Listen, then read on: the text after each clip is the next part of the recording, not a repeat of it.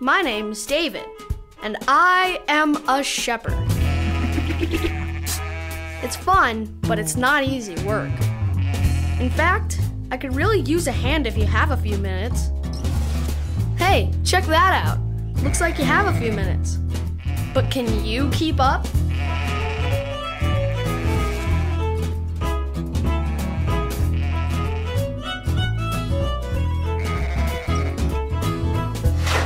As a shepherd, one of my main responsibilities is to protect the sheep. Problem is, I just saw a lion roaming around those hills back there.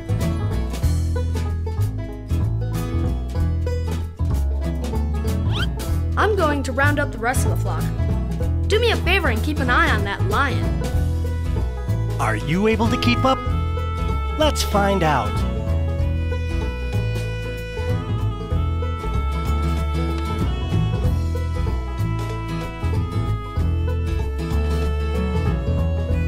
Which bush is the lion hiding behind now?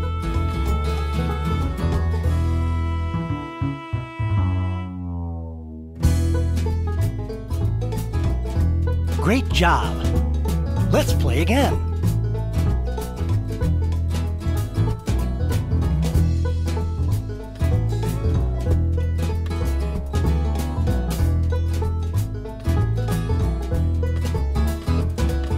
Which bush is the lion hiding behind now?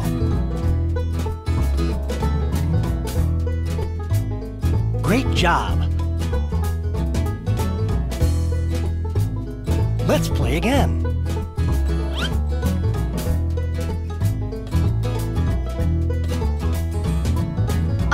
I can see your tail.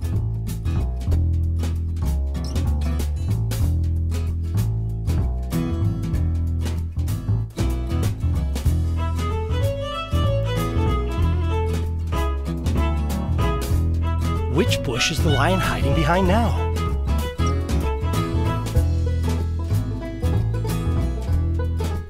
Great job!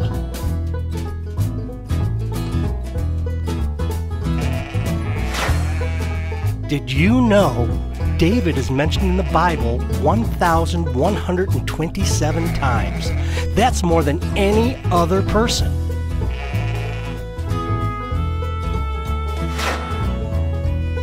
My dad says I'm too young to be a soldier in King Saul's army like my brothers. But I am pretty good with my sling. It takes a lot of practice though. Want to help me work on my skills? Awesome! So one of these targets has a mark on the back. Try to see if you can keep your eyes on it.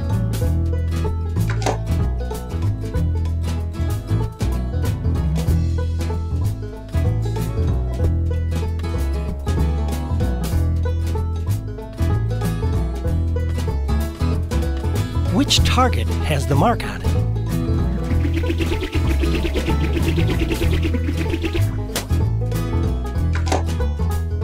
Great job! Let's play again.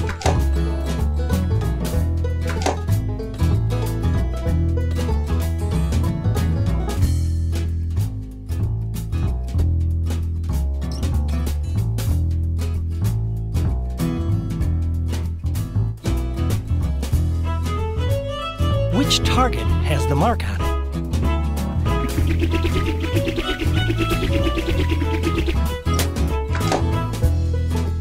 Great job! Let's play again.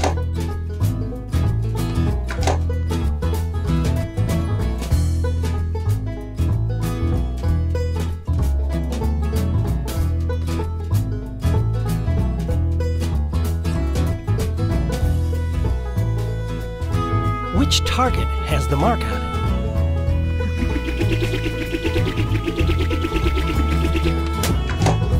Great job! Did you know when David was a young man, Israel was ruled by its first king, whose name was Saul? Thanks again for your help. If you want to learn more about my adventures, start with 1 Samuel chapter 17.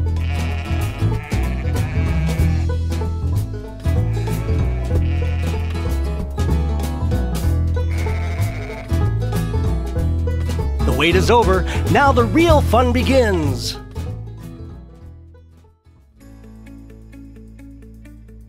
Imagine standing at the edge of a mighty river. It's cresting during flood stage. All sorts of water and debris is rushing by. Now, stepping into those waters is likely the last thing that any of us would choose to do. And yet, it is the very thing that God will ask a man named Joshua to do in today's lesson. You see, it had been 40 years since God had delivered his people out of slavery from Egypt. And now it was time for them to go into the promised land and take hold of it. And yet there was one big thing standing in their way: the Jordan River. But God promised he would part those waters if Joshua would lead his people in by faith. Faith is everything in the Christian life. If we will trust God and trust his word, then there is nothing he will not do in and through us. Our prayer is that God would use this lesson to remind your children of the importance of faith. That if they will believe God and his word, he will do amazing things in and through them.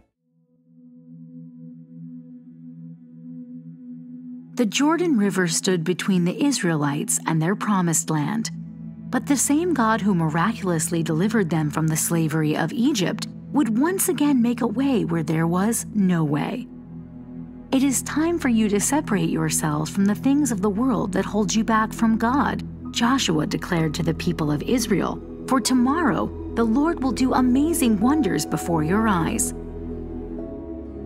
As God had been with Moses when he parted the Red Sea 40 years earlier, the Lord promised he would also be with Joshua. Inspired by this confidence, Joshua explained the plan that God had given him.